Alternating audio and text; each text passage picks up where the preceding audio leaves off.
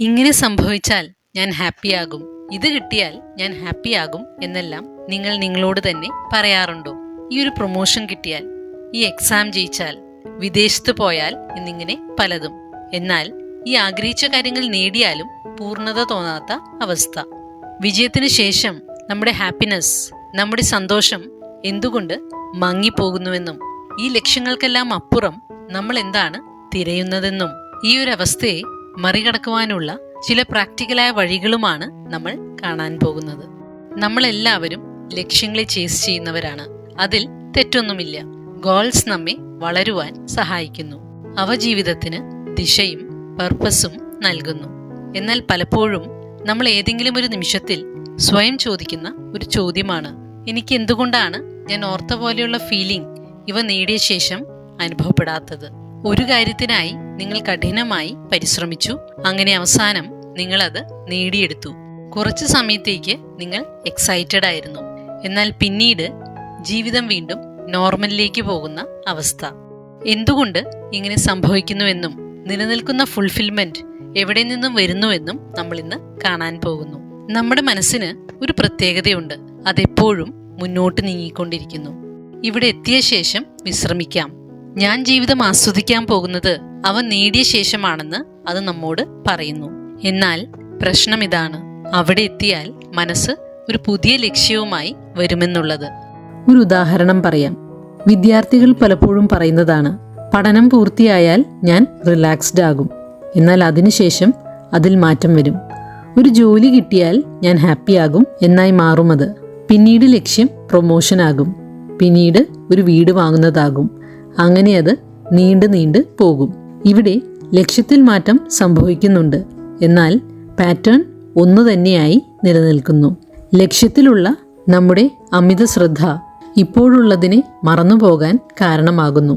സന്തോഷമുള്ള വ്യക്തിയാകാൻ ഭാവിയിലെ ലക്ഷ്യത്തെ നേടുവാൻ കാത്തിരിക്കുന്ന വ്യക്തിയാണോ ഞാൻ? സക്സസിന് ശേഷം സന്തോഷം പെട്ടെന്ന് മങ്ങിപ്പോകാൻ മറ്റൊരു പ്രധാന കാരണമുണ്ട്. നമ്മൾ കരുതുന്നത് നമുക്ക് വേണ്ടത് ഒരു പ്രത്യേക കാര്യമാണെന്നാണ്. എന്നാൽ യഥാർത്ഥത്തിൽ നമ്മൾ നോക്കുന്നത് അതിനു പിന്നിൽ മറഞ്ഞിരിക്കുന്ന ഫീലിങ്ങിനെയാണ്. മിക്ക ലക്ഷ്യങ്ങളും ആഴമേറിയ ഇമോഷണൽ നീഡ്സുമായി, വൈകാരിക ആവശ്യങ്ങളുമായി ബന്ധിതമാണ്. ആളുകൾ കരുതും അവർക്ക് വേണ്ടത് പണമാണ്, വിജയമാണ്, അംഗീകാരമാണ്, ബന്ധങ്ങളാണ് എന്നെല്ലാം. എന്നാൽ സത്യത്തിൽ നമുക്ക് വേണ്ടത് സുരക്ഷിതത്വവും സ്നേഹവും സ്വാതന്ത്ര്യവും സമാധാനവുമാണ്. എനിക്ക് വലിയൊരു വീട് വേണം എന്ന് ചിന്തിക്കുന്ന വ്യക്തിയുടെ യഥാർത്ഥ ആവശ്യം സുരക്ഷിതത്വത്തിൻ്റെ അനുഭവമാകാം. ഇവിടെ വീടെന്ന ലക്ഷ്യം ദൃശ്യമാണെങ്കിലും അതിൻ്റെ പിന്നിലെ ഫീലിംഗ് മറഞ്ഞിരിക്കുന്നു. നമ്മൾ പല വസ്തുക്കളെയും ചേസ് ചെയ്യുമ്പോൾ യഥാർത്ഥത്തിൽ നമുക്ക് വേണ്ടത് അനുഭവങ്ങളാണ്. സ്വയം ഇത് ചോദിക്കാം, എൻ്റെ അടുത്ത വിജയം എനിക്ക് എന്ത് ഫീലിംഗ് ആണ് നേടിത്തരുന്നത്? വിജയങ്ങൾക്ക് ജീവിതാവസ്ഥകളെ മെച്ചപ്പെടുത്തുവാൻ സാധിക്കും. എന്നാൽ ഉള്ളിലെ ശൂന്യതയെ, അസ്വസ്ഥതയെ മാറ്റുവാൻ സാധിക്കില്ല. തൻ്റെ ഡ്രീം കാർ വാങ്ങിയ ഒരു വ്യക്തിയെ സങ്കല്പിക്കാം.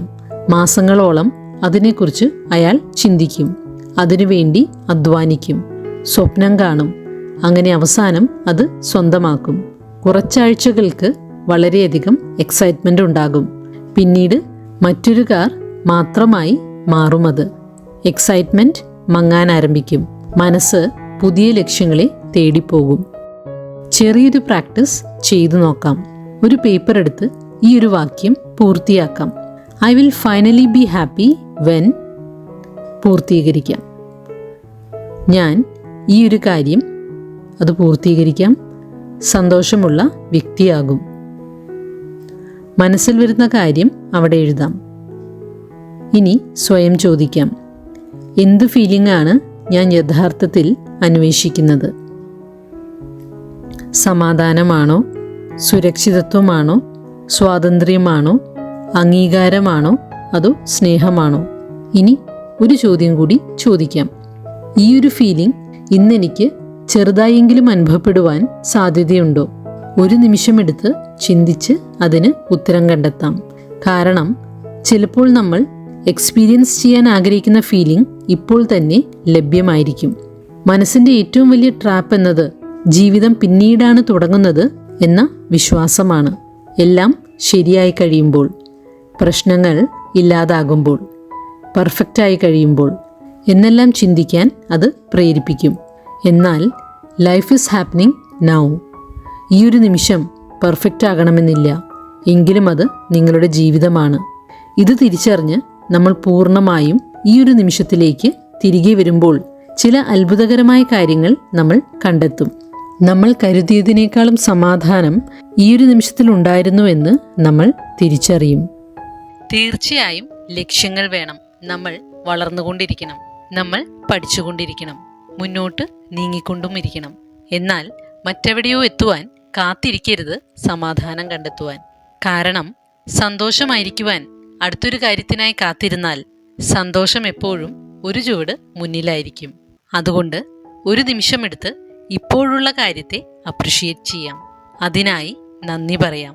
എല്ലാം പെർഫെക്റ്റ് ആയതുകൊണ്ടല്ല, മറിച്ച് ലൈഫ് ഈസ് ഹാപ്പനിങ് നൗ എന്നതുകൊണ്ട്. അടുത്ത വീഡിയോയിൽ കുറച്ച് മിനിറ്റുകളെങ്കിലും മറ്റെവിടെയെങ്കിലും ആയിരിക്കുവാൻ, മറ്റാരോ ആയിരിക്കുവാൻ, മറ്റെന്തെങ്കിലും നേടുവാനുള്ള ശ്രമം അവസാനിപ്പിച്ചാൽ എന്ത് സംഭവിക്കുമെന്ന് നമ്മൾ കാണാൻ പോകുന്നു. Join me for a guided meditation to the present moment. ഇന്നത്തെ വീഡിയോയിലൂടെ നിങ്ങളെക്കുറിച്ച് തന്നെ കൂടുതൽ മനസ്സിലാക്കുവാൻ നിങ്ങൾക്ക് സാധിച്ചുവെങ്കിൽ അടുത്തൊരു ചുവടെടുക്കുവാൻ നിങ്ങളെ ഞാൻ ക്ഷണിക്കുകയാണ്. എല്ലാ മാസ അവസാനം ഞാനൊരു ലൈവ് ഇമോഷണൽ റീസെറ്റ് വർക്ക്ഷോപ്പ് നടത്താൻ ആരംഭിക്കുന്നു. അവിടെ വികാരങ്ങളെക്കുറിച്ച് മനസ്സിലാക്കുക മാത്രമല്ല, പ്രാക്ടിക്കലായ ടൂൾസ് ഉപയോഗിച്ച് എങ്ങനെ ആരോഗ്യകരമായി അവയെ കൈകാര്യം ചെയ്യാമെന്നും നമ്മൾ ഒരുമിച്ച് പഠിക്കാൻ പോകുന്നു.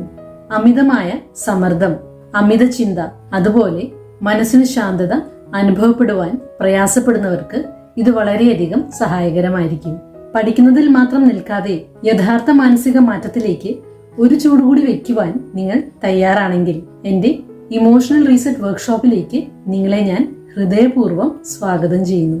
വർക്ക്ഷോപ്പിനെ കുറിച്ചുള്ള കൂടുതൽ വിവരങ്ങൾ വരും ആഴ്ചകളിൽ ഞാൻ നൽകുന്നതാണ്. വർക്ക്ഷോപ്പിൽ നിങ്ങളെ എല്ലാവരെയും കാണാൻ ഞാൻ ആഗ്രഹിക്കുന്നു. നന്ദി.